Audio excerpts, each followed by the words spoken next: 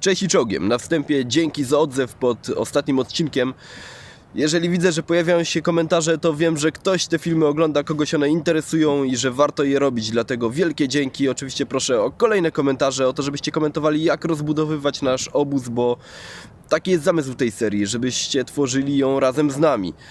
Pojawiło się kilka komentarzy odnośnie rozbudowy schronienia, żeby wybudować szałas. Oczywiście będę chciał go wybudować, coś stabilniejszego tutaj, ale zrobimy to, myślę, w kolejnym odcinku, bo dzisiaj zajmiemy się kwestiami gotowania w terenie i chciałbym się skupić na przetestowaniu 2 kuchenek firmy Highlander oraz na gotowaniu nad ogniskiem na naszym trójnogu, który wybudowaliśmy oczywiście dzięki waszym sugestiom. Kuchenek mamy sztuk 2, obie firmy Highlander. Ta jest całkowicie minimalistyczna, oczywiście tutaj trzeba podpiąć jeszcze butlę z gazem. Ta jest trochę większa i stabilniejsza, zobaczymy jakie różnice są między używaniem takiej a takiej kuchenki. Tutaj są kartusze przykładowe, oczywiście można użyć, szczególnie jeżeli chodzi o tą małą kuchenkę, można użyć kartuszy różnych rozmiarów. Ja tutaj wziąłem specjalnie taki większy, żeby było stabilnie.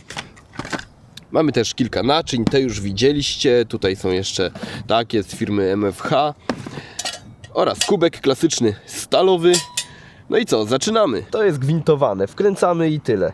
I zaczyna działać. Oczywiście trzeba się najpierw upewnić, czy tutaj ta część jest zakręcona, żeby gaz się nie ulatniał tuż po wkręceniu tej oto części, no właściwej kuchenki do butli. Nasadzamy i kręcimy. O, słyszeliście? To znaczy właśnie, że gaz zaczyna płynąć. Oczywiście gaz możemy sobie w pełni regulować, dzięki czemu jeżeli tutaj odkręcimy na maksa, to ta woda powinna bardzo szybko się zagotować. Jak widzicie, właśnie zaczyna dymić. No i patrzcie, chwila, woda się gotuje. Oczywiście to jest niewielka ilość, żeby nam na szybko się udało to zrobić, ale jak widać, bez większego problemu na tej kuchence wodę możemy sobie zagotować i to bardzo szybko. Przy czym jest ona bardzo mała, no ale jak ze stabilnością, no ten kubek tak tutaj leży sobie w taki sposób, że jakbym go lekko szturchnął, to by pewnie spadł. No i właśnie tutaj przychodzi nam z pomocą inna kuchenka. Jeżeli możemy pozwolić sobie na zabranie większej ilości miejsca w ekwipunku, no to ta kuchenka z pewnością to miejsce zabierze nam, natomiast będzie dużo stabilniejsza. No i zaraz ją sobie przetestujemy. Jeśli chodzi o tę kuchenkę, mamy zupełnie inny sposób montowania kartusza. Odkręcamy dolną część.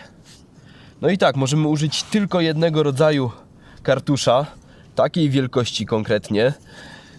Przy poprzedniej kuchence no mogliśmy sobie dobierać te kartusze, mógł być duży, mógł być mniejszy. Tutaj mamy tylko jeden do wyboru, przystosowany do tej właśnie kuchenki.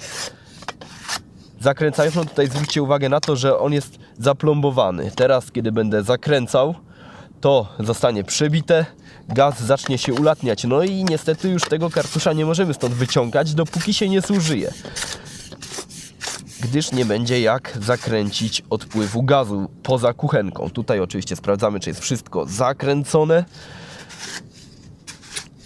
O, słychać było chyba takie lekkie syknięcie, to znaczy, że gaz już został tam przebity, ten kartusz. No i zwróćcie uwagę na tę kuchenkę, jak jest ona stabilna. Ta kuchenka jest stabilniejsza, natomiast ta zajmuje mniej miejsca w ekwipunku, oczywiście przy zastosowaniu mniejszej butli z gazem.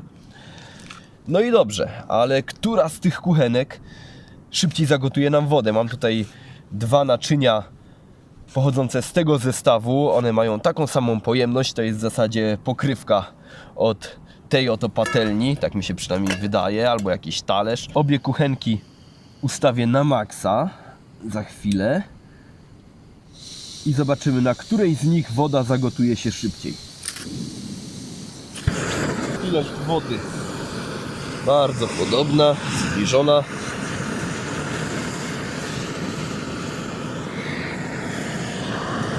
Na mniejszej kuchence dużo szybciej zaczynają pojawiać się bąbelki.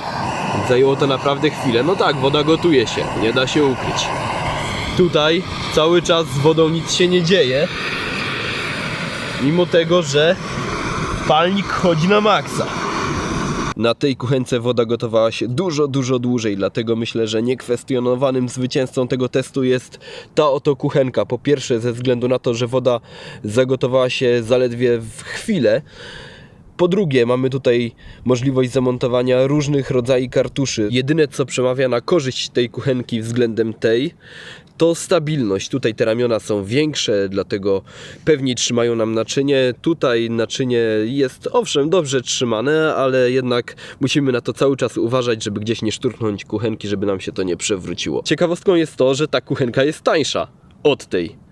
No i to jest pierwszy raz, kiedy właśnie coś testuję i tańsza rzecz zdecydowanie wygrywa. Trochę zgłodniałem od tego testowania. Mam tutaj ze sobą taką puchę ze znanej sieci sklepów. Nie będę tutaj reklamował. Takie coś dorwałem. Zobaczymy, jak to smakuje. Grochówka wojskowa. No, zobaczymy, na ile ona jest wojskowa, na ile wodnista. Patrząc po składzie, no zawiera trochę tego żarcia. Zobaczymy, czy jest gęsta, czy da się tym najeść. To nie będzie test tej puchy, to będzie raczej test naszego trójnogu, jak on sobie poradzi z gotowaniem posiłku. No i test oczywiście naczyń. Jeszcze nigdy nie rozpalałem ogniska kuchenką. Taka mała tutaj podpowiedź. Jak już pojawia się płomień, to zabierzcie butlę i zakręćcie ją.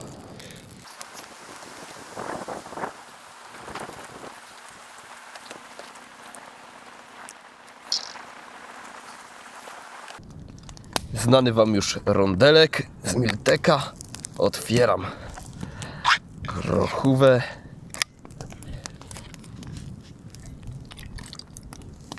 No, trochę mięcha tu jest i innych takich. O, reszta to gęścizna, ale może tę gęściznę zagotujemy w inny sposób, używając naczyń z MFH już na żarze. Natomiast trochę takiej tutaj zawiesiny, zupki zagotujemy sobie właśnie na naszym trójnogu.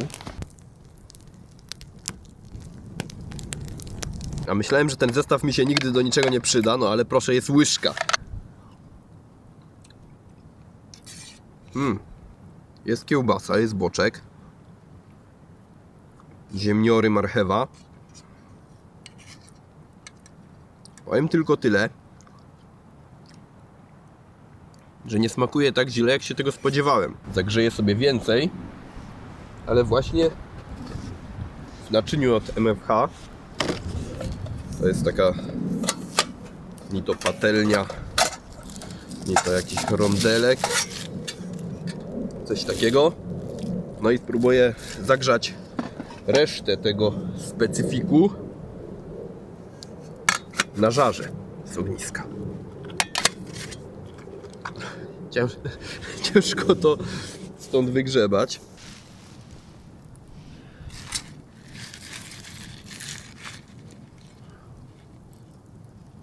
Jednak żaru było trochę za mało do podgrzania posiłku, dlatego wykorzystałem tę oto przegraną kuchenkę.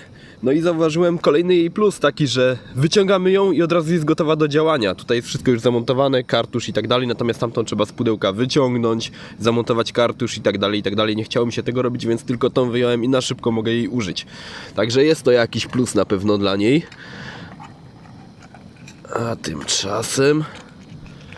Proszę bardzo, grochówa, no należałoby tu pewnie dolać wody, ale w sumie po co? Taka gęsta też jest dobra. Zarówno ta, jak i tamta kuchenka mają swoje wady i zalety. No jak wszystko zresztą, jak każdy testowany sprzęt. Sporo tej grochówy i naprawdę pożywna była, ale jak zwykle przypaliłem rondel, garnek, cokolwiek to jest. No i co teraz? Żeby go umyć, a także zdrapać to coś, sprawić, żeby w ogóle dało się to ściągnąć, tę spaleniznę, no będę musiał przyrządzić pewną miksturę, która jest bardzo prosta w składzie, która myje, a jednocześnie odkaża naczynia. Do tego posłuży nam popiół, który już tutaj mamy na palenisku, po ogniu, który się wypalił, także nic, tylko działać. Kuchenka się też przyda do tego.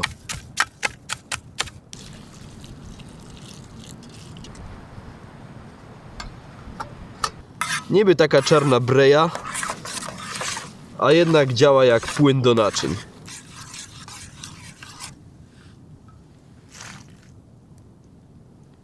I proszę bardzo. Znaczy nieczyste. Jeszcze możemy spłukać ten węgiel wodą. Dodatkowo. Idealnie. Kuchenki i naczynia przetestowane, nasz trójnóg sprawdzony. No i na sam koniec pozostaje jedno pytanie. Ognisko czy kuchenka? Jeżeli nie musimy, nie rozpalajmy ogniska w lesie. Wystarczy kuchenka, która no też jest zakazana. Nie oszukujmy się. Natomiast w przeciwieństwie do ogniska nie daje aż takiego ryzyka zapruszenia ognia, spowodowania pożaru w lesie. No to ryzyko jest w zasadzie zerowe podczas korzystania z kuchenek, dlatego jeżeli już musicie skorzystać z otwartego ognia w lesie, no to niech będzie to kuchenka, a nie ognisko. Ognisko tylko w awaryjnych sytuacjach, w rzeczywistych sytuacjach survivalowych. No i to by było na tyle na dzisiaj. Do następnego odcinka, trzymajcie się i czołgiem!